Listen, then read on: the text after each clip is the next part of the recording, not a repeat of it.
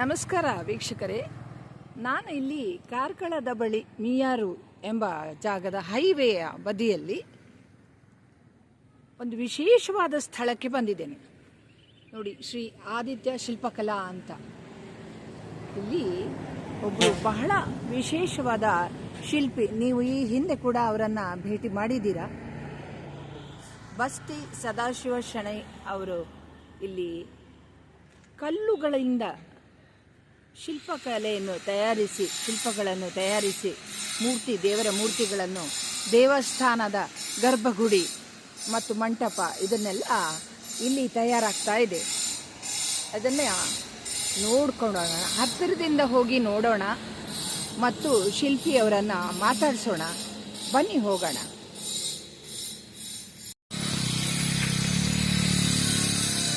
ನಮಸ್ಕಾರ ಶೆಣೈ ಅವರೇ, ನಮಸ್ತೆ.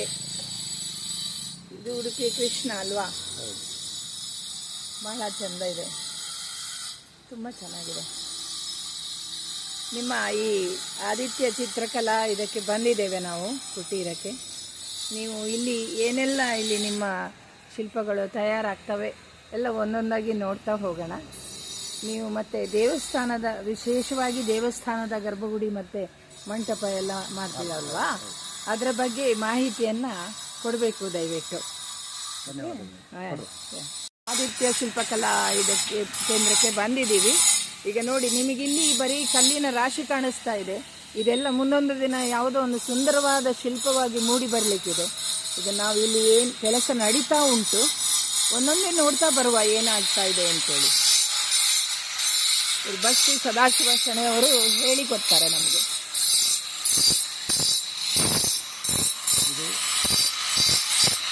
ಬುದ್ಧ ಒಂದು 5.5 ಅಡಿಯ ಬುದ್ಧ. ಓಕೆ. ಅದು ಬುದ್ಧಕ್ಕೆ ಕೆಳಗೆ ಪದ್ಮಪೀಠ ಇರ್ತದೆ.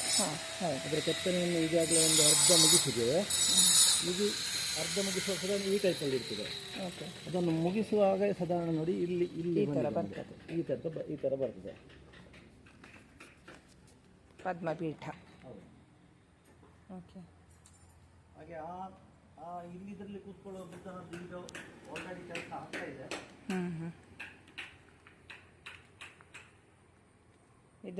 ಇದರಲ್ಲಿ ಆಕಾರ ಮಾತ್ರ ಈಗ ಬಂದಿದೆ.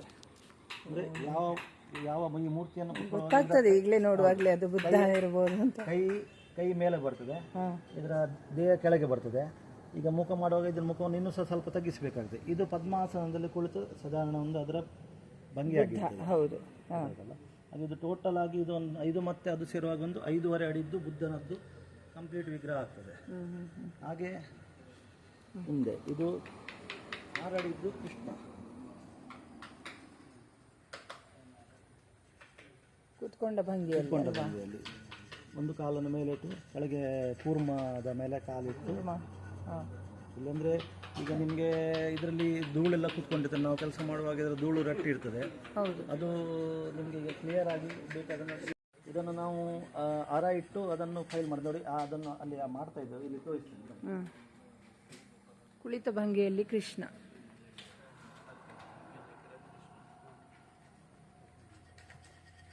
ಮೂರ್ತಿಗಳನ್ನು ಕೆತ್ತಿ ಆದ ನಂತರ ಅದಕ್ಕೆ ಫೈಲಿಂಗ್ ಮಾಡ್ತೇವೆ, ಹಾರ ಹಿಡಿದುಕೊಂಡು.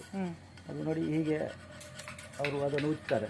ಉಜ್ಜುವಾಗ ಸರ್ಫೇಸ್ ಒಳ್ಳೆ ನೈಸ್ ಆಗಿ ಅದರ ಆ ಫಿನಿಶಿಂಗ್ ಅನ್ನು ತೋರಿಸ್ತದೆ. ಈಗ ಇದು ಹರವನ್ನು ಹಾಕಿದ ಮೇಲೆ ಈಗ ಇಲ್ಲಿ ರಫ್ ಇರ್ತದೆ. ಅದು ಕಂಪ್ಲೀಟ್ ಹರ ಹಾಕಿದ ನಂತರ ಹೀಗೆ ಒಳ್ಳೆ ನೈಸ್ ಆಗಿ ಅದರ ಇದು ಕಾಣ್ತದೆ. ದರ್ಪಣ ಸುಂದರಿ. ಇದೆಲ್ಲ ಎಲ್ಲಿಗೋಸ್ಕರ ಆಗ್ತಾ ಇದೆ? ಇದೆಲ್ಲ ನಮ್ಮ ಈಗ ದೇವಸ್ಥಾನದ ಈ ಮೇಲಿನ ಭಾಗಕ್ಕೆ ಅಲಂಕಾರಿಕವಾಗಿ ಉಪಯೋಗಿಸ್ತಾರೆ. ಓಕೆ. ಇನ್ನೊಂದು ಇದು ಆಂಜನೇಯ ಸ್ಟೇಜ್ ನೋಡಿ ಹೀಗೆ ಇರ್ತದೆ. ನಾವು ಆಂಜನೇಯ ಅಲ್ಲ ಇದೆ ದರ್ಪಣ ಸುಂದರಿಯಲ್ಲಿ ಇನ್ನೊಂದು ಇದು ಬೇರೆ ಬೇರೆ ಇದರ 4 ದರ್ಪಣ ಸುಂದರಿ ಹಾಗೆ ಬೇರೆ ಬೇರೆ ಇದು ಇರ್ತದೆ. ಶಿಲ್ಪಕಲೆ ಬೇಲೂರಲ್ಲಿ ಹಳೆಬೀಡಿನಲ್ಲಿ ಎಲ್ಲ ಹೌದೌದು ಉಂಟಲ್ಲ ಅಂಥದ್ದು. ಅದೇ ಕೆತ್ತನೆಯನ್ನು ಇದು ಇಲ್ಲಿ ಮಾಡಿ ತೋರಿಸ್ತಾ ಇದ್ದೇವೆ. ಓಕೆ. ನಾವೀಗ ನಿಮಗೆ ಬುದ್ಧ ತೋರಿಸಿದಾಗ ಅದರಲ್ಲಿ ನಾವು ಹೇಗೆ ಮೂರ್ತಿಯನ್ನು ಮಾಡ್ಲಿಕ್ಕಿದ್ದೇವಾ? ಪ್ರಾರಂಭ ಮಾಡ್ತೇವಂತ ಅದು ಫಸ್ಟ್ ಸ್ಟೇಜಲ್ಲಿ ಇರ್ತದೆ. ಹೌದು ಅದರ ನಂತರ ಸ್ಟೇಜಲ್ಲಿ ನೋಡಿ ಹೀಗೆ ಇದು ಅದರ ಆಕಾರ ಬಂದ ಹಾಗೆ ಕಾಣ್ತದೆ. ಹೌದು. ಅದರ ಮುಂದಿನ ಸ್ಟೇಜ್ ನೋಡಿ ಹೀಗೆ ಬರ್ತದೆ ಸಾಧಾರಣ. ಅದರ ನೆಕ್ಸ್ಟ್ ಸ್ಟೇಜನ್ನು ನಾವು ಪಾಲಿಷ್ ಮಾಡಿ ಅದನ್ನು ನೈಸ್ ಮಾಡ್ತೇವೆ. ಇದು ಮುಂದಿನ ಸ್ಟೇಜ್. ಅದರ ನಂತರ ಅದರ ಮೇಲೆ ನಕ್ಷೆಗಳನ್ನು ಮತ್ತು ಡಿಸೈನ್ಗಳನ್ನೆಲ್ಲ ಅದರ ಮೇಲೆ ಮತ್ತೆ ನಾವು ಸುತ್ತಿಕೊಂಡು ಹೋಗ್ತೇವೆ. ಮತ್ತು ಬಾಕಿ ಕೆಲಸವನ್ನು ಸಹ ಹಾಗೆ ಡಿಸೈನಲ್ಲಿ ಮತ್ತೆ ಮಾಡಿ ತೋರಿಸ್ತೇವೆ.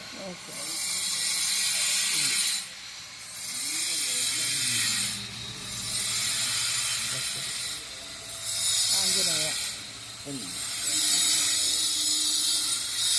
ಇದು ಕೋಟೆ ಆಂಜನೇಯ ಅಂತ ಹೇಳ್ತಾರೆ. ಕೋಟೆ ಆಂಜನೇಯ ಹೌದು.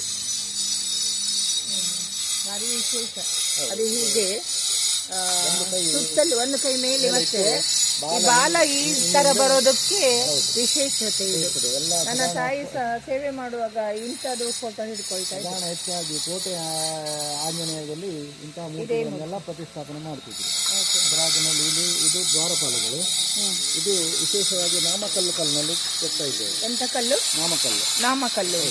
ಇದು ಸ್ವಲ್ಪ ಕಪ್ಪು ಟೈಪ್ ಕಲ್ಲು, ಸ್ವಲ್ಪ ಹಾರ್ಡ್ ಇದೆ. ಹಾರ್ಡ್ ಜಾಸ್ತಿ. ಹಾರ್ಡ್ ಕಲ್ಲು. ಇದನ್ನು ನಾಮಕಲ್ಲು ಅಂತ ಹೇಳ್ತಾರೆ. ಎಲ್ಲಿದೆ ಕಲ್ಲು? ಸೇಲಂ ಹತ್ರ ಇರ್ತದೆ ಈ ಕಲ್ಲು. ಸೇಲಮಿಂದ ತರುವಂಥದ್ದು. ಆ ಸೈಡ್ನಿಂದ ತರ್ತದೆ. ತಮಿಳುನಾಡು ಸೈಡಿಂದ ಬರೋ ಕಲ್ಲುಗಳು ಇದು. ಭಾಳ ಚಂದ ಇದೆ. ಹೌದಾ? ಇದು ಆರಂಭದ ಸ್ಟೇಜಲ್ಲಿ ಉಂಟು ಈ ಮೂರ್ತಿ. ಫಸ್ಟ್ ಸ್ಟೇಜಲ್ಲಿ ಮೂರ್ತಿಗಳನ್ನು ನಕ್ಷೆಗಳನ್ನು ಹಾಕಿ ಅದರ ಮೇಲೆ ಉಬ್ಬು ತಗ್ಗುಗಳನ್ನೆಲ್ಲ ಮೇಲೆ ಕೆಳಗೆ ಕೆತ್ತುವುದು.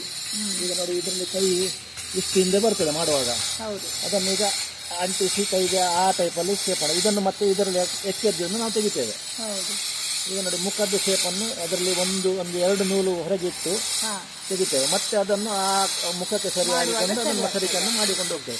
ಮೊದಲೇ ನಾವು ತೆಗೆದು ಬಿಟ್ಟರೆ ಪಕ್ಕನ ಹೆಚ್ಚು ಹೋದರೆ ನಮ್ಗೆ ಅದನ್ನು ಮುಖ ಸಣ್ಣ ಆಗ್ತದೆ. ಹೌದು. ಒಂದು ಕಡೆ ಅಗಲ, ಒಂದು ಕಡೆ ಸಪುರ.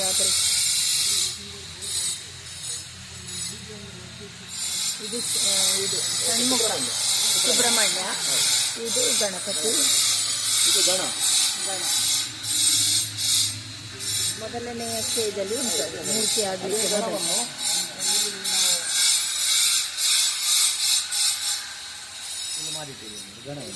ಇದೇ ಗಣ ಇಲ್ಲಿ ಪೂರ್ತಿ ಆದದ್ದು. ಹೌದು, ಅರ್ಧ ಆಗಿದೆ. ಗೋವಾಕ್ಕೆ ಹೋಗುವಂತ ಮಹಾಲಕ್ಷ್ಮಿ ವಿಗ್ರಹ. ಅದು ರವಳನಾಥ, ಅದು ಗಣಪತಿ.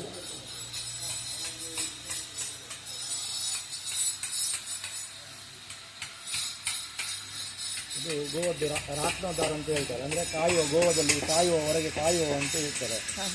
ಅದು ರಾಕ್ನೋದಾರ ಅಂತ ಹೇಳ್ತಾರೆ. ಅವನ ವಿಗ್ರಹ ಕ್ಷೇತ್ರಪಾಲನ ಅಲ್ಲ, ಏನು ಹೇಳ್ತಾರೆ? ರಾಕ್ನೋದಾರ ಅಂತ ಹೇಳ್ತಾರೆ. ರಾಕ್ನೋದಾರ ಅಂದರೆ ಕಾಯುವ. ನಮ್ಮ ಕೊಂಕಣಿ ವರ್ಡ ಕೊಂಕಣಿಯಲ್ಲಿ ಸುಬ್ರಹ್ಮಣ್ಯ ಸ್ವಲ್ಪ ಬೀಳೆಲ್ಲ ಕಿತ್ಕೊಂಡು ಕೆಲಸ ಮಾಡೋದು. ಹೌದೌದು. ಅದು ಪೂರ್ತಿ ಆಗಬೇಕಷ್ಟೇ ಅಲ್ಲ? ಆಗಿಲ್ಲ, ಸ್ವಲ್ಪ ಫಿನಿಶಿಂಗ್ ಬಾಕಿ ಇದೆ.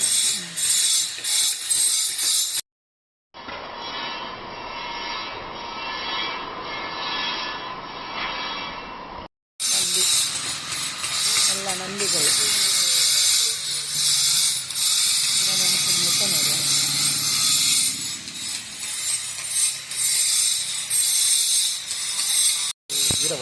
ವೀರಭದ್ರ. ಹೌದು.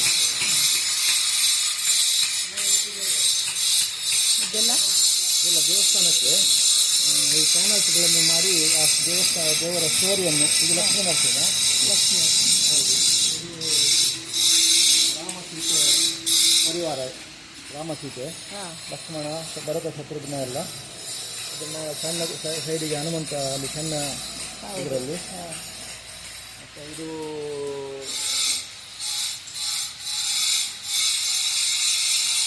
ಹನುಮಂತನದ್ದು ಇದು ಚರ್ಮ ಅದು ಇದು ಮಾಡೋದು. ನನಗೆ ಎಕ್ಸಾಕ್ಟ್ ಹೆಸರು ನನಗೆ ನೆನಪು ಬರ್ತಾ ಇಲ್ಲ. ಮತ್ತು ನೋಡಿ ಅಲ್ಲಿ ಗಜೇಂದ್ರ ಮೋಕ್ಷಕ್ಕೆ, ಅಲ್ಲಿ ಗಜೇಂದ್ರ ಮೋಕ್ಷ ಇದೆಯಲ್ಲ, ಅದು ಆನೆಗೆ ಮೊಸಳೆ ಕಚ್ಚುವುದು. ಹೌದು, ಅದು ಸುಬ್ರಹ್ಮಣ್ಯನದ್ದು. ಇದು ಕಾವೇರಿ ವಿಗ್ರಹ. ಅಲ್ಲಿ ಲೈನಲ್ಲಿ ದಶಾವತಾರಗಳು ನವಗ್ರಹದ್ದು ಒಂದು ಸೆಟ್ ಇದೆ. ಓಕೆ. ಇದು ಕಾವೇರಿಯ ವಿಗ್ರಹ, ದಶಾವತಾರದ ವಿಗ್ರಹಗಳು. ಇಲ್ಲಿ ಸ್ವಲ್ಪ ಧೂಳು ಕುತ್ಕೊಂಡೆ ನನಗೆ ಕ್ಲಿಯರ್. ಹೌದೌದು, ಧೂಳು ಉಂಟು, ಕೆಲಸ ಆಗುವ ಜಾಗ ಎಲ್ಲ ಧೂಳು ಉಂಟು. ವಾಮನ, ರಾಮ, ಬುದ್ಧ, ಕಲ್ಕಿ, ನರಸಿಂಹ, ಕೂರ್ಮಾವತಾರ, ವರಾಹ, ಪರಶುರಾಮ, ಕೃಷ್ಣ, ಮತ್ಸ್ಯಾವತಾರ. ಹಾಗೆ ಇಲ್ಲಿ ನವಗ್ರಹದ ಮೂರ್ತಿಗಳು. ಹಾಗೆ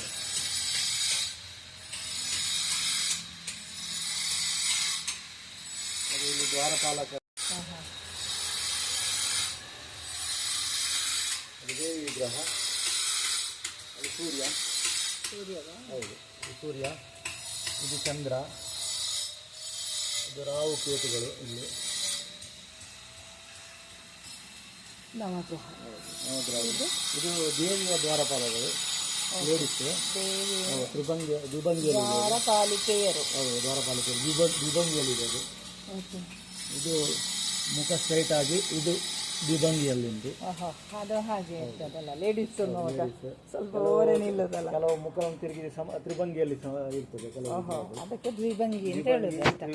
ಮುಖ ನೇರವಾಗಿದ್ದು ಶರೀರ ಡೊಂಕಾಗಿದ್ದಾಗ ಇದು ದ್ವಿಭಂಗಿ ಅಂತ ಹೇಳುದು. ಕೆಲವು ತ್ರಿಭಂಗಿಯಲ್ಲಿ ಸಹ ಇರ್ತದೆ, ಸ್ವಲ್ಪ ವಾಲಿ ಇರ್ತದೆ, ಆಗ ಮುಖವನ್ನು ಸ್ವಲ್ಪ ವಾಲಿ ಇರ್ತದೆ. ಸಮಭಂಗಿ, ದ್ವಿಭಂಗಿ, ತ್ರಿಭಂಗಿಯಲ್ಲಿ ಎಲ್ಲ ವಿಗ್ರಹಗಳನ್ನು ಮಾಡ್ತಾರೆ. ಎಲ್ಲವೂ ನೇರವಾಗಿದ್ದರೆ ಸಮಭಂಗಿಯಲ್ಲಿ.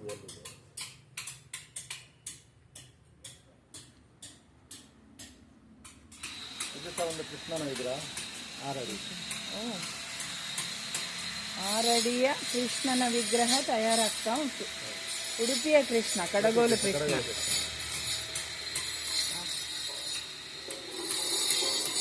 ಸ್ಕೆಚ್ ಮಾಡ್ಕೊಳ್ತೀರಾ? ಇದೇನು ಪೇಪರಾ? ಪೇಪರಲ್ಲಿ ಸ್ಕೆಚ್ ಮಾಡಿಕೊಂಡು ಅದನ್ನು ಆ ಸ್ಕೆಚ್ಗಳನ್ನು ನೋಡಿ ಇದನ್ನು ಕಲ್ಲಿಗೆ ಅಂಟಿಸ್ತೇವೆ.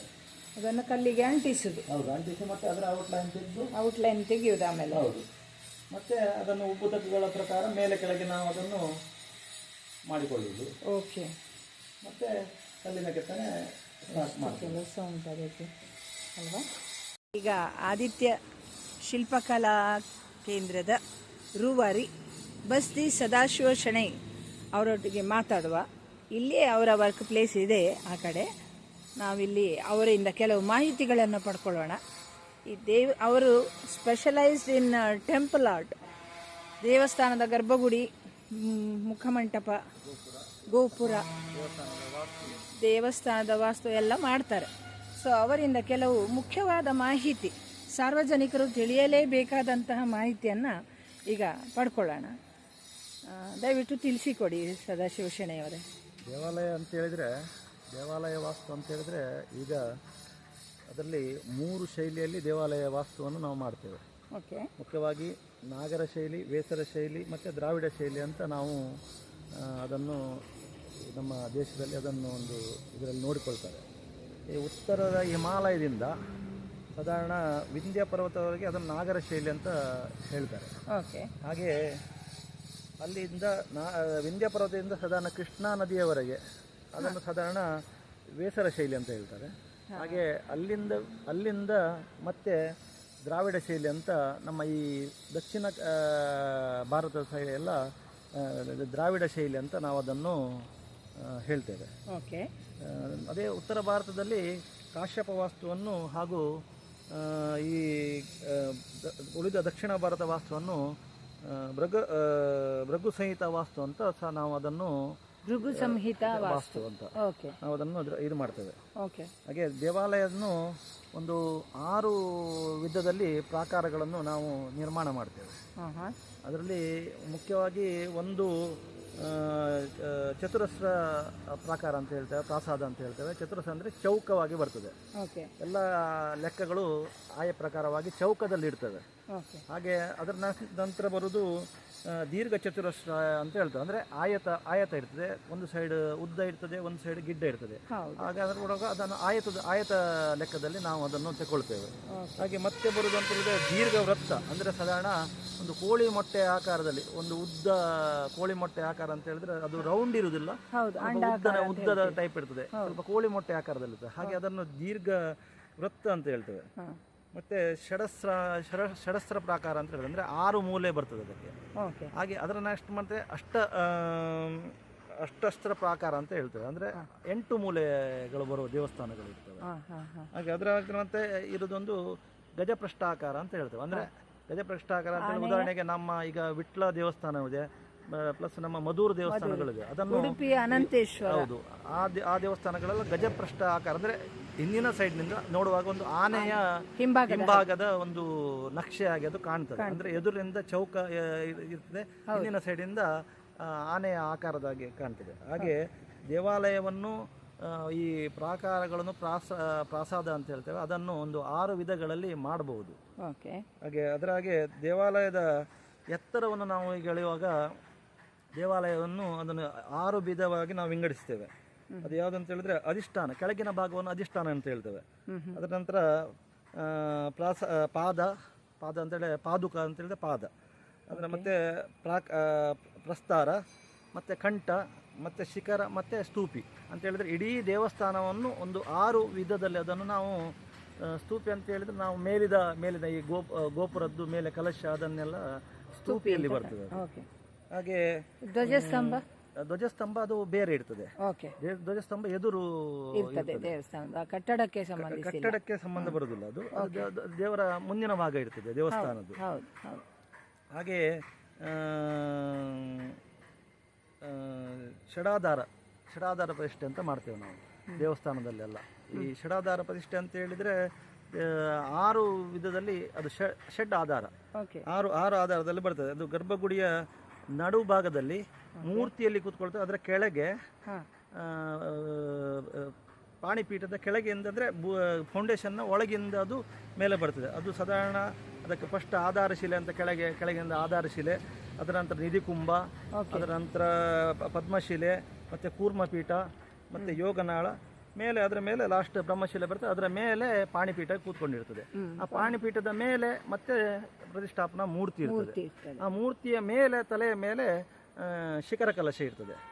ಹಾಗೆ ಆ ಅಧಿಷ್ಠಾನದಿಂದ ನಿಧಿಕುಂಭ ಮೂರ್ತಿ ರೂಪದಲ್ಲಿರುವ ಅಲ್ಲಿಂದ ಇದಕ್ಕೆ ಗೋಪುರದ ಮೇಲೆ ಇರುವ ಕಲಶ ಅದು ಎಲ್ಲ ನೇರ ಸಂಪರ್ಕವನ್ನು ಹೊಂದಿರ್ತದೆ. ಆ ನೇರ ಸಂಪರ್ಕದಿಂದಾಗಿ ಆ ಇಡೀ ದೇವಸ್ಥಾನದ ಚೈತನ್ಯ ಅಲ್ಲಿ ಆ ದೇವಸ್ಥಾನದಲ್ಲಿ ಚೈತನ್ಯ ಉಂಟಾಗ್ತದೆ. ಆ ಮೇಲಿನಿಂದ ಇರುವ ಪಾಸಿಟಿವ್ ಎನರ್ಜಿ ಎಲ್ಲ ಆ ನಿಧಿಕುಂಭ ಮೇಲಿನ ಕಲಶ ಹಾಗೂ ನಿಧಿಕುಂಭದ ಮುಖಾಂತರ ದೇವರ ಒಂದು ಮೂರ್ತಿಯಿಂದ ಅದು ಹೊರಗೆ ಕೊಟ್ಟು ಆ ಬರುವಂಥ ಎಲ್ಲ ಭಕ್ತರಿಗೆ ಅದು ಒಳ್ಳೆಯ ಒಂದು ಪಾಸಿಟಿವ್ ಎನರ್ಜಿ ಕೊಟ್ಟು ದೇವರಲ್ಲಿ ಅಲ್ಲಿ ಒಂದು ಸ್ಥಿರವಾಗಿ ನಿಂತು ಆಶೀರ್ವಾದ ಮಾಡುವಂಥ ಒಂದು ಸಂಸ್ಕೃತಿ ನಮ್ಮದರಲ್ಲಿ ಇದೆ. ಹಾಗೆ ಇದಕ್ಕೆ ಮೇಯ್ನಾಗಿ ಸ್ಥಾಪಕ, ಸ್ಥಪತಿ ಮತ್ತು ಪೂಜಕ ಎಂಬ ಈ 3 ಶಕ್ತಿ, ಅಂದರೆ ಸ್ಥಾಪಕರು ಅಂತ ಹೇಳಿದರೆ ಈ ದೇವಸ್ಥಾನದವರು, ಹಾಗೂ ಪೂಜಕರು ಅಂತ ಹೇಳಿದ್ರೆ ಪೂಜೆ ಮಾಡುವವರು, ಹಾಗೂ ಈ ಕೆಲಸ ಮಾಡುವ ಸ್ಥಪತಿಗಳು ಅಂತ ಹೇಳಿದ್ರೆ ನಾವು ಶಿಲ್ಪಿಗಳು.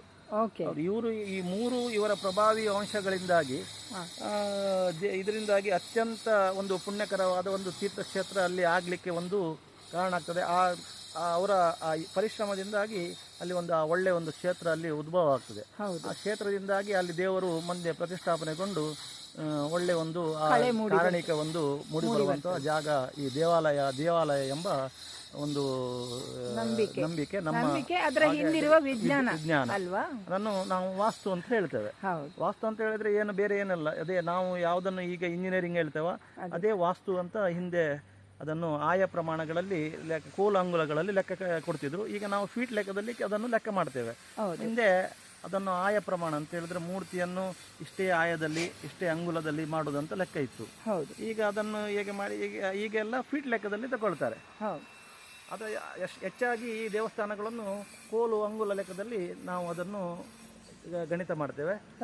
ಮತ್ತು ಯಾವ ಆಯದಲ್ಲಿ ಗಜಾಯ ಧ್ವಜಾಯ ಅಂತಹ ಆಯಗಳಲ್ಲೆಲ್ಲ ಮತ್ತು ವೃಷಭಾಯ ಅಂಥ ಆಯಗಳನ್ನು ನಾವು ಹುಡುಕಿಕೊಂಡು ಆ ದೇವಾಲಯದ ನಿರ್ಮಾಣ ಆಗ್ತದೆ. ಅದು ಹೇಗೆ ಅಂದ್ರೆ ದೇವಸ್ಥಾನದ ಒಳಗಿನ ದೇವರು ಈಗ ಗಣಪತಿ ಇರ್ತದೆ, ದುರ್ಗೆ ಇರ್ತದೆ, ಬೇರೆ ಬೇರೆ ಈಶ್ವರ ದೇವಸ್ಥಾನಗಳನ್ನು ಹೆಚ್ಚಾಗಿ ವೃಷಭಾಯದಲ್ಲಿ ಅಂದ್ರೆ ನೀವು ನೋಡಿರಬಹುದು ಗಿಡ್ಡ ಬಾಗಿಲುಗಳು ಇರ್ತದೆ. ಒಳಗೆ ಹೋಗುವಾಗ ಬಗ್ಗಿಕೊಂಡು ಹೋಗುವಂತಹ ಸನ್ನಿವೇಶಗಳು ನೀವು ನೋಡಿರಬಹುದು. ಅಂತದ್ದನ್ನೆಲ್ಲ ವೃಷಭಾಯದಲ್ಲಿ ಅದನ್ನು ಅದು ಆ ದೇವತೆಗೆ ಸಂಬಂಧಪಟ್ಟ ದೇವರಿಗೆ ಸಂಬಂಧಪಟ್ಟು ಆಯಗಳನ್ನು ಮತ್ತೆ ದಿಕ್ಕಿಗೆ ಸರಿಯಾಗಿ ಅದನ್ನು ಆಯಗಳನ್ನು ನಿರ್ಧಾರ ಮಾಡ್ತಾರೆ. ಅದನ್ನು ವಾಸ್ತು ನಕ್ಷೆ ಎಲ್ಲ ಮಾಡಿಕೊಡೋರು ಅದು ಯಾವ ಆಯದಲ್ಲಿ ಬರಬೇಕು ಮತ್ತೆ ಆ ದೇವಸ್ಥಾನ ಮುಂಚಿನಿಂದ ಯಾವ ಆಯದಲ್ಲಿ ಉಂಟು ಅದನ್ನೆಲ್ಲ ಪರಿಗಣನೆಗೆ ತೆಗೆದುಕೊಂಡು ಆ ದೇವಸ್ಥಾನದ ನಕ್ಷೆಯನ್ನು ಅವರು ತಯಾರು ಮಾಡ್ತಾರೆ. ಅಲ್ಲ, ಮುಂಚಿನಿಂದ ಇದ್ದದನ್ನ ಜೀರ್ಣೋದ್ಧಾರ ಮಾಡ್ತಾರೆ. ಪುನರ್ ಪ್ರತಿಷ್ಠಾಪನೆ ಮಾಡುವಾಗ ಅದೇ ಪ್ರಮಾಣವನ್ನು ನಾವು ಕೆಲವು ದೇವಸ್ಥಾನಗಳಲ್ಲಿ ಈಗ ಹೇಳಿದ ಹಾಗೆ ನಾನು ಈಶ್ವರ ದೇವಸ್ಥಾನಗಳನ್ನೆಲ್ಲ ವೃಷಭಾಯದಲ್ಲಿ ಹೆಚ್ಚಾಗಿ ಮಾಡ್ತಾರೆ. ಮತ್ತೆ ಸಾಧಾರಣ ವಿಷ್ಣುವಿನ ಎಲ್ಲ ದೇವಸ್ಥಾನಗಳನ್ನು ಧ್ವಜಾಯದಲ್ಲಿ ಅಥವಾ ಗಜಾಯದಲ್ಲಿ ಸಹ ಮಾಡಿದ್ದೆಲ್ಲ ಉಂಟು. ಹಾಗೆ ಆದ ದೇವಿಗೆ ಬೇರೆ ತರ ಹಾಗೇನಾರಿದೆಯಾ? ಸಾಧಾರಣವಾಗಿ ಅದೇ ಆಯಗಳನ್ನು ಸರಿ ಹೊಂದಿಸಿಕೊಂಡು ಅದನ್ನು ಮಾಡಿಕೊಂಡು ಹೋಗ್ತೇವೆ ನಾವು. ಓಕೆ, ಬಹಳ ಒಳ್ಳೆಯದು. ದೇವಸ್ಥಾನದ ಬಗ್ಗೆ ಒಂದು ಪ್ರಾಥಮಿಕ ಹಂತದ ಮಾಹಿತಿ ಅಂದರೆ ಪ್ರತಿಯೊಬ್ಬರು ತಿಳಿದುಕೊಳ್ಬೇಕಾದಂಥ ಮಾಹಿತಿಯನ್ನು ನೀವು ಕೊಟ್ಟಿದ್ದೀರಿ. ತುಂಬ ಸಂತೋಷ, ಧನ್ಯವಾದಗಳು ಶನಿಯವರೇ. ದೇವಸ್ಥಾನದ ಬಗ್ಗೆ ಎಲ್ಲ ತಿಳಿಸಿಕೊಟ್ರಿ. ಈಗ ನೀವು ಬೇರೆ ಬೇರೆ ಥರದ ಮೂರ್ತಿಗಳನ್ನು ಮಾಡ್ತೀರಲ್ವಾ? ಬರೀ ದೇವಸ್ಥಾನದ್ದು ಅಂತ ಅಲ್ಲ, ದೇವಸ್ಥಾನದ ಅಲಂಕಾರಿಕ ಮೂರ್ತಿಗಳನ್ನು ಮಾಡ್ತೀರಿ. ಫಾರ್ ಎಕ್ಸಾಂಪಲ್ ಈಗ ಶಿಲಾಬಾಲಿಕೆ ಇಂಥದ್ದೆಲ್ಲ ಎಲ್ಲ ಥರದ ಮೂರ್ತಿಗಳನ್ನು ಮಾಡ್ತೀರಿ. ಮೂರ್ತಿಗಳನ್ನು ಹೇಗೆ ಮಾಡ್ತೀರಿ ಅದನ್ನು ಒಂದು ಸ್ವಲ್ಪ ಮೊದಲಿನಿಂದಲೇ ಒಂದು ಹೇಗೆ ಅಂತೇಳಿ ಹೇಳ್ತೀರಾ? ಈಗ ಕೆಲವು ದೇವಸ್ಥಾನದವ್ರು ನಮ್ಮ ಹತ್ರ ಬರ್ತಾರೆ. ಅವರಿಗೆ ಆಯಾ ದೇವಸ್ಥಾನಕ್ಕೆ ಯಾವ ಮೂರ್ತಿಯನ್ನು ಹಾಕಬೇಕಂತ ಅವರ ಅಷ್ಟಮಂಗಲ ಪ್ರಶ್ನೆಯಲ್ಲಿಯಾ ಅಲ್ವಾ ಅವರ ಯಾವ ತಾಂಬೂಲ ಪ್ರಶ್ನೆಯಲ್ಲಿಯಾ ಅಥವಾ ಯಾವುದರಲ್ಲಿ ಒಂದು ವಿಧದಲ್ಲಿ ಅವರಿಗೆ ಗೊತ್ತಾಗಿರ್ತದೆ. ಇಲ್ಲದ್ರೆ ಕೆಲವು ಮೂರ್ತಿಗಳು ಆ ದೇವಸ್ಥಾನದಲ್ಲಿ ಮೊದಲಾಗಿ ಇರ್ತದೆ, ಅದಾದರೆ ಅದೊಂದು ಭಿನ್ನವೆಲ್ಲ ಆಗಿರ್ತದೆ. ಅಂಥ ಟೈಮ್ನಲ್ಲಿ ಆ ಮೂರ್ತಿಯ ಬಗ್ಗೆ ಅವರು ನಮ್ಮ ಹತ್ರ ಮಾತಾಡಲಿಕ್ಕೆ ಬರ್ತಾರೆ. ಬರುವಾಗ ಈ ದೇವಸ್ಥಾನದ ವಾಸ್ತು ಮಾಡುವವರು ದೇವಸ್ಥಾನದ ಆಯದ ಪ್ರಕಾರ ಅವರಿಗೆ ಇಷ್ಟೇ ಸೈಜಿದ್ದು, ಇಷ್ಟೇ ಯವದ್ದು, ಇಷ್ಟೇ ಅಂಗುಲದ್ದು, ಇಷ್ಟೇ ಕೋಲಿದ್ದು ಮೂರ್ತಿ ಆಗಬೇಕಂತ ಅವರು ಹೇಳಿರ್ತಾರೆ. ಆ ಪ್ರಮಾಣವನ್ನು ಅವರು ನಮ್ಮ ಇಲ್ಲದ್ರೆ ಅವರ ಆ ಪ್ರಶ್ನೆ ಪುಸ್ತಕದಲ್ಲಿ ಅದರಲ್ಲಿ ಡಿಟೇಲ್ ಆಗಿ ಅವರಿಗೆ ಕೊಟ್ಟಿರ್ತಾರೆ, ಇಂತಹ ಮೂರ್ತಿ ಈ ದೇವಸ್ಥಾನಕ್ಕೆ ಆಗಬೇಕು ಅಂತ. ಮತ್ತೆ ಆ ಮೂರ್ತಿ ಮಾಡಬೇಕಾದ್ರೆ ಆ ಮೂರ್ತಿಗೆ ಒಂದು ಧ್ಯಾನ ಶ್ಲೋಕ ಅಂತ ಇರ್ತದೆ. ಆ ಧ್ಯಾನ ಶ್ಲೋಕ ಪ್ರಕಾರ ಆ ಮೂರ್ತಿಗಳು ನಿರ್ಮಾಣ ಆಗಬೇಕು. ಈಗ ಮನೆಯಲ್ಲಿ ಇಡುವ ಮೂರ್ತಿಗಳು ಅಲಂಕಾರಿಕ ಮೂರ್ತಿಗಳನ್ನಾದರೂ ಬೇಕಾದಾಗೆ ಒಂದು ನಾವು ಮಾಡಿಕೊಳ್ಬೋದು. ಆದರೆ ಈ ದೇವಸ್ಥಾನಕ್ಕೆ ಎಲ್ಲ ಮಾಡುವಂತಹ ಮೂರ್ತಿಗಳನ್ನು ಧ್ಯಾನ ಶ್ಲೋಕದ ಪ್ರಕಾರವಾಗಿ ಮತ್ತೆ ಆಯ ಪ್ರಮಾಣವಾಗಿ ಅದನ್ನು ಮಾಡಬೇಕಾಗ್ತದೆ. ಅಂಥ ಆಯಗಳು ನಮಗೆ ಆ ಪುಸ್ತಕದಲ್ಲಿ ಅವರು ಅಷ್ಟಮಂಗಲ ಪುಸ್ತಕದಲ್ಲಿಯಾ ಅಲ್ಲ ಯಾವುದಾದ್ರೂ ಒಂದು ಅವರು ಬರೆದು ಕೊಟ್ಟದ ಇದರಲ್ಲಿ ಅವ್ರ ಹತ್ರ ಇರ್ತದೆ. ಅದನ್ನು ಅವರು ತಗೊಂಡು ನಮ್ಮ ಹತ್ರ ಬರ್ತಾರೆ. ಬಂದು ಅದರ ಬಗ್ಗೆ ನಮ್ಮ ಹತ್ರ ಚರ್ಚೆ ಮಾಡ್ತಾರೆ. ಆ ಚರ್ಚೆ ಮಾಡಿದ ನಂತರ ನಾವು ಆ ಧ್ಯಾನ ಶ್ಲೋಕವನ್ನು ತಗೊಂಡು ಆ ಮೂರ್ತಿ ಹೇಗಿರಬೇಕು, ಆ ಮೂರ್ತಿಯ ಮುಖ ಹೇಗಿರಬೇಕು, ಆ ಮೂರ್ತಿಯಲ್ಲಿ ಕಣ್ಣು ಎಷ್ಟಿರಬೇಕು, ಆ ಮೂರ್ತಿಯ ಕೈಯಲ್ಲಿ ಆಯುಧಗಳು ಯಾವುದಿರಬೇಕು, ಅದರ ಬಗ್ಗೆ ನಾವು ಅವರಿಗೆ ಆ ಮೂರ್ತಿಯನ್ನು ವಿವರಿಸ್ತೇವೆ. ಆ ವಿವರಣೆ ಕೊಟ್ಟ ನಂತರ ಕೆಲವು ಸರ್ತಿ ನಮಗೆ ಗೊತ್ತಿಲ್ಲ ಇದ್ದರೆ ನಾವು ಸಂಬಂಧಪಟ್ಟ ತಂತ್ರಿಗಳ ಹತ್ರ ಅದರ ಯಾರು ಇರ್ತಾರೆ ಅವ್ರ ಹತ್ರ ಅದನ್ನು ವಿಚಾರ ವಿನಿಮಯ ಮಾಡಿಕೊಂಡು ಅವರಿಗೆ ನಾವು ಆ ಮೂರ್ತಿಯ ನಕ್ಷೆಯನ್ನು ನಾವು ಫಸ್ಟಿಗಾಗಿ ಮೊದಲಾಗಿ ನಾವು ಮಾಡಿಕೊಳ್ತೇವೆ. ಈಗಾಗಲೇ ನಾನು ನಿಮಗೆ ತೋರಿಸಿದ ಪ್ರಕಾರ ನಾವು ಒಂದು ಮೂರ್ತಿ ಮಾಡಬೇಕಾದ್ರೆ ಅದರ ಮೊದಲಾಗಿ ನಾವು ಒಂದು ಡ್ರಾಯಿಂಗ್ ನಕ್ಷೆ ಅಂತ ಹೇಳಿ ಡ್ರಾಯಿಂಗ್ ಅನ್ನು ನಾವು ಮಾಡಿಕೊಂಡು ಚಿತ್ರ ಬಿಡಿಸಿಕೊಳ್ತೇವೆ. ಆ ಬಿಡಿಸಿಕೊಂಡ ನಂತರ ಅದರಲ್ಲಿ ಎಷ್ಟೆಷ್ಟು ಕೈ ಬರಬೇಕು ಎಷ್ಟೆಷ್ಟು ಅದರಲ್ಲಿ ಆ ಮೂರ್ತಿಯಲ್ಲಿ ಇರ್ತದೆ. ಅದನ್ನು ನಾವು ಮತ್ತೆ ನಾವು ಅವರು ಕೊಟ್ಟ ಸೈಜಿನ ಪ್ರಮಾಣ ಅದನ್ನು ಆಗಿ ಆ ಎತ್ತರಕ್ಕೆ ತಕ್ಕಾಗಿ ಆ ಡ್ರಾಯಿಂಗ್ ಅನ್ನು ನಾವು ಎತ್ತರ ಮಾಡಿಕೊಳ್ತೇವೆ. ಕಂಪ್ಯೂಟರಲ್ಲಿ ಇಲ್ಲ ಜೆರಾಕ್ಸ್ ಅಂಗಡಿಗೆ ಹೋಗಿ ಅದನ್ನು ಸರಿ ಆ ಎತ್ತರಕ್ಕೆ ಸರಿಯಾಗಿ ಅದನ್ನು ಮಾಡಿಕೊಳ್ತೇವೆ. ಅದರ ನಂತರ ಇದನ್ನು ತಂದ ಡ್ರಾಯಿಂಗ್ ಅನ್ನು ನಾವು ಮತ್ತೆ ಕಲ್ಲನ್ನು ನಾವು ತಂದಿರ್ತೇವೆ. ಆ ಕಲ್ಲನ್ನು ಮಟ್ಟ ಮಾಡಿ ಆ ಕಲ್ಲಿಗೆ ಅದನ್ನು ಅಂಟಿಸ್ತೇವೆ. ಅಂಟಿಸಿ ಅದರ ಹೊರ ರೇಖೆಯನ್ನು ನಾವು ಅದನ್ನು ಫಸ್ಟಿಗೆ ತಗೊಳ್ತೇವೆ. ಆಗ ಆ ಮೂರ್ತಿಯ ಆಕಾರ ಆ ಹೊರ ಲೈನಲ್ಲಿ ನಮಗೆ ಸಿಗ್ತದೆ. ಅಂದ್ರೆ ಈಗ ಟೈಲರ್ ಒಂದು ಬಟ್ಟೆ ಹೊಲಿಬೇಕಿದ್ರೆ ಒಂದು ಹೊಲಿಗೆ ಅಂಶ ಅಂತ ಹೇಳಿ ಬಿಡ್ತಾರೆ. ಹೌದು, ಹಾಗೆ ಅಲ್ವಾ? ಅದು ಮಾಡುವಾಗ ಸಹ ನಾವೊಂದು ಎರಡು ನೂಲನ್ನು ಸ್ವಲ್ಪ ಜಾಸ್ತಿ ಇಟ್ಟುಕೊಂಡೇ ಅದರ ಔಟ್ಲೈನ್ ಅನ್ನು ತೆಗಿತೇವೆ, ಕಟ್ ಮಾಡಿ ತೆಗಿತೇವೆ. ಅದು ಕಟ್ ಮಾಡಿ ತೆಗೆದ ನಂತರ ಆ ಮೂರ್ತಿಯ ಸೈಡ್ ಪೋಸ್ ಅನ್ನು ಹಾಕೊಂಡು ಅದನ್ನು ಎಷ್ಟು ಕೈ ಕೆಳಗೆ ಹೋಗ್ಬೇಕು, ಎಷ್ಟು ಮುಖ ಮೇಲೆ ನಿಲ್ಬೇಕು, ಎಷ್ಟು ಎದೆ ಎತ್ತರದಲ್ಲಿ ನಿಲ್ಬೇಕು, ಸೊಂಟ ಯಾವ ಇದರಲ್ಲಿ ಇರಬೇಕು, ಕಾಲು ಎಷ್ಟು ಹಿಂದಿರಬೇಕು ಮುಂದಿರಬೇಕು, ಅದನ್ನು ಫಸ್ಟಿಗೆ ಡೌನ್ ಮಾಡಿಕೊಂಡು ಮೂರ್ತಿಗಳ ಎಲ್ಲ ಪಾರ್ಟ್ಗಳನ್ನು ಉಬ್ಬು ತಗ್ಗುಗಳನ್ನು ಮೇಲೆ ಕೆಳಗೆ ನಾವು ಹೆಚ್ಚು ಕಮ್ಮಿ ಮಾಡಿಕೊಳ್ತೇವೆ. ಅದರ ನಂತರ ಮತ್ತೆ ಅದರೆಲ್ಲ ಔಟ್ಲೈನ್ಗಳನ್ನು ತೆಗೆದ ಪ್ರಕಾರ ಅದನ್ನು ಸರಿಯಾಗಿ ಆಕಾರಕ್ಕೆ ಸರಿಯಾಗಿ ಅದನ್ನು ಹೊಂದಿಸ್ಕೊಳ್ತೇವೆ. ಆಗ ನಿಮಗೆ ಸಾಧಾರಣ ಒಂದು ಫಸ್ಟ್ ಸ್ಟೇಜಲ್ಲಿ ಡ್ರಾಯಿಂಗ್, ಸೆಕೆಂಡ್ ಸ್ಟೇಜಲ್ಲಿ ಎತ್ತರ ತಗ್ಗುಗಳನ್ನು ಮಾಡಿಕೊಂಡು, ಮೂರನೇ ಸ್ಟೇಜಲ್ಲಿ ಉಬ್ಬು ತಗ್ಗುಗಳನ್ನು ಸರಿಯಾಗಿ ನೋಡಿಕೊಂಡು ಅದರ ಆಕಾರವನ್ನು ಮಾಡುವಾಗ ಸಾಧಾರಣ ಒಂದು ಮೂರ್ತಿಯ ಶೇಪನ್ನು ನಾನು ನಿಮಗೆ ಈಗಾಗಲೇ ವಿಡಿಯೋದಲ್ಲಿ ನೀವು ತೆಗೆಯುವಾಗ ತೋರಿಸಿದ್ದೇನೆ. ಯಾವ ರೀತಿ ಬರ್ತದೆ ಅಂತ ನಿಮಗೆ ಅದನ್ನು ನಾನು ತೋರಿಸಿದರೆ, ಅದರ ನಂತರ ಎಲ್ಲ ಕೆಲಸಗಳಾದ ನಂತರ ಶೇಪ್ ಮಾಡುವ ಕಾರ್ಯಕ್ರಮ ನಮ್ಮ ಸ್ಟಾರ್ಟ್ ಆಗ್ತದೆ. ಶೇಪ್ ಅಂತ ಹೇಳಿದ್ರೆ ಈಗ ನಿಮ್ಮ ಕೈಯ ಬೆರಳುಗಳನ್ನೆಲ್ಲ ಸರಿಯಾಗಿ ತೋರಿಸುವುದು, ಕಾಲಿನ ಬೆಳೆಗಳನ್ನು ಅದನ್ನು ಬಿಡಿಸಿ ಅದನ್ನು ಸರಿಯಾಗಿ ತೋರಿಸುವುದು, ಅದೆಲ್ಲ ಕೆಲಸ ಮುಗಿದ ನಂತರ ನಿಮಗೆ ಈಗ ತೋರಿಸಿದ ಹಾಗೆ ಪಾಲಿಶಿಂಗ್, ಫೈಲಿಂಗ್ ಮಾಡ್ತೇವೆ ನಾವು. ಒಂದು ಫೈಲನ್ನು ಹಿಡಿದುಕೊಂಡು ಅದನ್ನು ಉಜ್ಜಿ ಅದನ್ನು ನಯಸ್ಸಾಗಿ ಅದರ ಮೇಲ್ಮೈಯನ್ನು ಒಂದೇ ಲೆಕ್ಕ ಬರುವ ಹಾಗೆ ನಯ ಮಾಡುವ ಕೆಲಸ ಮಾಡ್ತೇವೆ. ಅದರ ನಂತರ ಅದು ಮಾಡಿ ಆದ ನಂತರ ಡಿಸೈನ್ ಹಾಕುವ ಕೆಲಸ, ಅದರಲ್ಲಿ ಯಾವ್ಯಾವುದು ಡಿಸೈನ್ ಎಲ್ಲೆಲ್ಲಿ ಬೇಕು, ಈಗ ಕಿರೀಟಕ್ಕೆ ಬೇಕಾದರೆ ಮಣಿಗಳನ್ನು ಕಟ್ಟುವುದು, ಆಭರಣಗಳನ್ನು ಹೊಂದಿಸಿಕೊಂಡು ಹೋಗುವುದು, ಅದನ್ನೆಲ್ಲ ಮಾಡ್ತೇವೆ. ಎಲ್ಲ ಆದ ನಂತರ ಎಲ್ಲ ಕೆಲಸ ಆದ ನಂತರ ಆ ಮೂರ್ತಿಗೆ ಮತ್ತೆ ಮುಖದ ಕೊನೆಗೆ ಮುಖವನ್ನು ಸುಂದರವಾಗಿ ಮುಖದ ಕಲೆಯನ್ನು ಕೊಟ್ಟು ಮತ್ತೆ ಅದನ್ನು ಪಾಲಿಷ್ ಮಾಡಿ ಮತ್ತೆ ಕಪ್ಪು ಎಣ್ಣೆಯ ಪಾಲಿಶನ್ನು ಕೊಟ್ಟು ಮೂರ್ತಿಯನ್ನು ಫುಲ್ಲಾಗಿ ತಯಾರಿ ಮಾಡಿ ಅವರ ಬರುವ ದಿನಕ್ಕೆ ಕ್ಲಬ್ ಸಮಯಕ್ಕೆ ಸರಿಯಾಗಿ ಮಾಡಿ ಕೊಡ್ತೇವೆ. ಸೊ ಇದೆಲ್ಲವುದು ಕೂಡ ಅದು ಪಾದೆ ಕಲ್ಲೇ ಅಲ್ವಾ? ಕೃಷ್ಣಶಿಲೆಯಲ್ಲಿ ಮೂರ್ತಿಗಳು ನಡೆಯುತ್ತವೆ.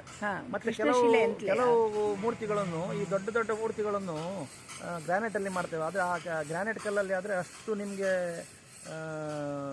ಕುಸುರಿ ಕೆಲಸಗಳನ್ನು ಅಷ್ಟಾಗಿ ಅದರಲ್ಲಿ ಮಾಡಿ ಬರೋದಿಲ್ಲ. ಆದರೆ ಆಕಾರಗಳನ್ನು ಅದರಲ್ಲಿ ದೊಡ್ಡ ಮೂರ್ತಿ ಮಾಡುವಾಗ ಅದರಲ್ಲಿ ಆಕಾರಗಳನ್ನು ತೋರಿಸಲಿಕ್ಕೆ ಯಾಕೆ ಅದು ತುಂಬಾ ಹಾರ್ಡ್, ಅದರ ಗ್ರೈನ್ಸ್ಗಳು ಸ್ವಲ್ಪ ದೊಡ್ಡದಿರ್ತವೆ.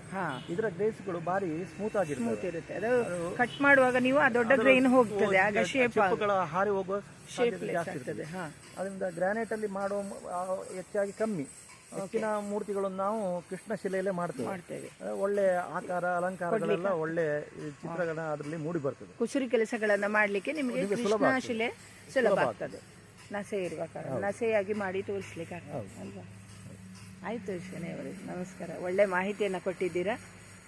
ಇನ್ನೊಂದ್ಸಲ ಬರುವಾಗ ಬಹುಶಃ ಆ ಕಲ್ಲುಗಳೆಲ್ಲ ಯಾವ ರೂಪ ತಾಳಿರುತ್ತೆ ಅನ್ನೋ ಗೊತ್ತಿಲ್ಲ, ಅಥವಾ ಎಲ್ಲಿಗೆ ರವಾನೆ ಆಗಿರ್ತವೋ ಗೊತ್ತಿಲ್ಲ.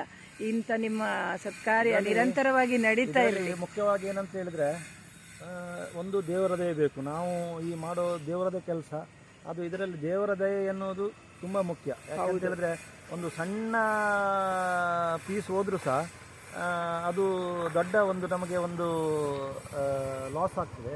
ಮತ್ತು ಕೆಲಸವನ್ನು ಮಾಡಿದ ಕೆಲಸವನ್ನು ವಾಪಸ್ ಈ ಸಂದರ್ಭ ಬರ್ತದೆ. ಇದರಲ್ಲಿ ಇದು ಮೇನ್ ಇದರಲ್ಲಿ ಇರೋದು ಏಕಾಗ್ರತೆ. ಈ ಕೆಲಸದಲ್ಲಿ ಇರುವುದೇ ಏಕಾಗ್ರತೆ. ನಿಮ್ಮ ಶ್ರದ್ಧೆ, ದೇವರ ದಯೆ, ಭಕ್ತಿ, ಶ್ರದ್ಧೆ ಎಲ್ಲವೂ ಮೇಳೈಸಿದ, ಮತ್ತು ಅದಕ್ಕೆ ಬೇಕಾಗುವಂತ ನಾಲೆಜ್ ಕೂಡ, ಆ ಇನ್ಫಾರ್ಮೇಶನ್ ಕೂಡ, ಮಾಹಿತಿ ಕೂಡ ನಿಮ್ಮಲ್ಲಿ ಇರಬೇಕು. ಆ ಶಾಸ್ತ್ರದ ಮಾಹಿತಿ ಈ ಕೆಲಸ ಮಾಡುವಾಗ ಶಾಸ್ತ್ರದ ಮಾಹಿತಿ, ಶ್ರದ್ಧೆ, ಭಕ್ತಿ ಎಲ್ಲ ಇದರಲ್ಲಿ ಇದ್ರೆ ಸಹ ಆ ಮೂರ್ತಿಯ ಪರಿಪೂರ್ಣತೆ ಒಂದು ಸಹ ಬರ್ತದೆ. ಮತ್ತೆ ಅಷ್ಟೇ ಸಹಕಾರ ಸಹ ನಮ್ಮ ಮನೆಯವರಿಂದ ಸಹ ಇರಬೇಕಾಗ್ತದೆ. ಮನೆಯವರು ಒಳ್ಳೆ ಸಹಕಾರ ಪೂರ ಇದಕ್ಕೆ ತೊಡಗಿಸಿಕೊಂಡಾಗ ಮನೆಯವರ ಇದು ಬದಿಯಲ್ಲಿ ನಿಲ್ತದೆ. ಆಗ ಅವರು ಅಂತ ಹೇಳಿದ್ರೆ ನಾವು ಕೆಲಸ ಮಾಡುವಾಗ ಎಲ್ಲೆಲ್ಲೂ ಹೊರಗೆಲ್ಲ ಹೋಗ್ಬೇಕಾಗಿರ್ತದೆ. ಅಂತ ಸಮಯದಲ್ಲಿ ನಮ್ಮ ಮನೆಯವರು ನಾವು ಮನೆಯಲ್ಲಿ ಇರುವುದಿಲ್ಲ ಹೆಚ್ಚಾಗಿ. ಹೌದು, ಅವರ ಆ ಒಂದು ವ್ಯಾಕ್ಯೂಮ್ ಅನ್ನು ಅವರು ತುಂಬಿಸಿಕೊಳ್ಬೇಕಾಗ್ತದೆ, ನಿಮ್ಮ ಹೆಂಡತಿ ಮಕ್ಕಳು ಅಲ್ವಾ? ಹೌದು. ಹಾಗೆ ನಮ್ಮ ಒಳ್ಳೆಯ ಸಹಕಾರವನ್ನು ನಮ್ಮ ಮನೆಯವರು ಶ್ರೀಮತಿಯರಾದ ಗಾಯತ್ರಿ ಶೆಣೆಯವರು ಸಹ, ನನ್ನ ಮಗಳಾದ ಪ್ರಕೃತಿ ಶೆಣೆಯವರು ಸಹ ನೀಡಿದ್ದಾರೆ. ಹಾಗೆ ನಮ್ಮ ಎಲ್ಲ ಮನೆಯಿಂದ ಒಳ್ಳೆಯ ಸಹಕಾರವಿದ್ದರಿಂದ ಇವತ್ತಿಗೆ ಒಂದು 30-40 ವರ್ಷದಿಂದ ಈ ಕ್ಷೇತ್ರದಲ್ಲಿ ತೊಡಗಿಕೊಂಡು ಮುಂದುವರಿತಾ ಇದ್ದೇನೆ. ನಿಮ್ಮೆಲ್ಲರ ಆಶೀರ್ವಾದ ಇನ್ನೂ ನಮ್ಮ ಇರಲಿ. ನಾವು ನಿಮ್ಮ ಮೇಲೆ ಆಶೀರ್ವಾದ ಮಾಡಿ, ನಿಮ್ಮ ಆಶೀರ್ವಾದ ನಮಗೆ ಬೇಕು ಅಂತ ಪರಿಸ್ಥಿತಿಯಲ್ಲಿದ್ದೇವೆ. ಇದು ನಿಮ್ಮ ಈ ಸತ್ಕಾರ್ಯ ಏನೇ ಇರಲಿ, ದೈವ ಕಾರ್ಯದಲ್ಲಿ ತೊಡಗಿಸಿಕೊಂಡಿದ್ದೀರಿ, ಬಹಳ ವಿಶೇಷ ಇದು. ಮತ್ತು ಆ ಶಿಲ್ಪಕಲೆ ಅಂತ ಅನ್ನೋದು ಎಲ್ಲರಿಗೂ ಒಲಿಯುವಂಥದ್ದಲ್ಲ. ಅದು ನೀವು ಹೇಳಿದಾಗೆ ಅದರಲ್ಲಿ ಅಷ್ಟು ಕಳೆ ಮೂಡಿ ಬರಬೇಕಿದ್ರೆ ನಿಮ್ಮಲ್ಲಿ ಒಂದು ಒಳಗೆ ಒಂದು, ಈಗ ಒಬ್ಬ ತುಂಬ ಚೆನ್ನಾಗಿ ಹಾಡುವ ಒಬ್ಬ ಸಂಗೀತಗಾರ ಇದ್ದರೆ ಅವನ ಗಂಧರ್ವ ಅಂತ ಹೇಳ್ತೇವೆ ನಾವು, ಗಂಧರ್ವನೇ ಬಂದಿರ್ಬೋದು ಅಂತ. ಹಾಗೆ ನಿಮ್ಮಲ್ಲಿ ಆ ಶಿಲ್ಪ ಕಲೆ ಅಂತ ಮೈಗೂಡಿರುವಾಗ ನಾವನು ವಿಶ್ವಕರ್ಮನ ಒಂದು ದಯೆ ನಿಮ್ಮ ಮೇಲೆ ಸಂಪೂರ್ಣ ಉಂಟಂತ ಅನ್ನಿಸ್ತಾ ಉಂಟು. ಇನ್ನೊಂದು ಅಂತ ಹೇಳಿದ್ರೆ, ನನಗೆ ಎಲ್ಲ ಸಹಕಾರವನ್ನು ನನ್ನ ಮಿತ್ರನಾದ ವೀರೇಂದ್ರ ಕುಮಾರ್ ಇಲ್ಲಿ ಆದಿತ್ಯ ಕಲಾ ಇದು ಶಿಲ್ಪಕಲಾ ಕೇಂದ್ರದ, ನಾನು ಈ ಸುಧೀಂದ್ರ ಶಿಲ್ಪ ಹಾಗೂ ಆದಿತ್ಯ ಶಿಲ್ಪಕಲಾ ಅವರು ಇಬ್ಬರು ನಾವು ಒಟ್ಟಿಗೆ ಸೇರಿಕೊಂಡು, ನಾನು ಯಾವಾಗ ಈ ವಿದ್ಯೆ ಕಲಿತು ಬಂದ ಅವತ್ತಿಂದ ಇವತ್ತಿನ ತನಕ ಅವನ ತುಂಬ ಸಹಕಾರ ನನಗೆ ಕೊಟ್ಟಿದ್ದಾನೆ. ಎಲ್ಲ ನನ್ನ ಕೆಲಸ ಕಾರ್ಯಗಳನ್ನೆಲ್ಲ ಅವನು ನೋಡಿಕೊಳ್ತಾನೆ. ಅವನಿಗೂ ಸಹ ನನ್ನ ತುಂಬ ಹೃದಯದ ಧನ್ಯವಾದಗಳು. ಹಾಗೂ ಅವನ ಸಹಕಾರ ಇನ್ನು ಮುಂದೆ ನನಗೆ ಹಾಗೆ ಇರಲಿ ಅಂತ ನಾನು ಅವನ ಹೆಸರನ್ನು ಇದರಲ್ಲಿ ಮುಖ್ಯವಾಗಿ ಅವನನ್ನು ನಾನು ಇಲ್ಲಿ ಮೆನ್ಷನ್ ಮಾಡಲಿಕ್ಕೆ ಹೇಳ್ತೀರಿ. Okay, thank you. ನನ್ನ ಇಡೀ ಶಿಲ್ಪಕಲಾ ಜೀವನದಲ್ಲಿ ನಾನು ಪ್ರಾರಂಭ ಮಾಡಿದಿಂದ ನನ್ನ ಶಾಲೆಯಿಂದಲೇ ಇವತ್ತಿನ ತನಕ ನನ್ನ ಒಟ್ಟಿಗೆ ನನ್ನ ಪಾರ್ಟ್ನರ್ ಟೈಪಲ್ಲಿ ದುಡಿತಾ ಇದ್ದಾರೆ ವೀರೇಂದ್ರ ಅಂತ. ಅವರು ಸಹ ಈ ಇದರ ಕೇಂದ್ರದ ಒಮ್ಮೆ ಈಚೆ ನೋಡಿ. ವೀರೇಂದ್ರ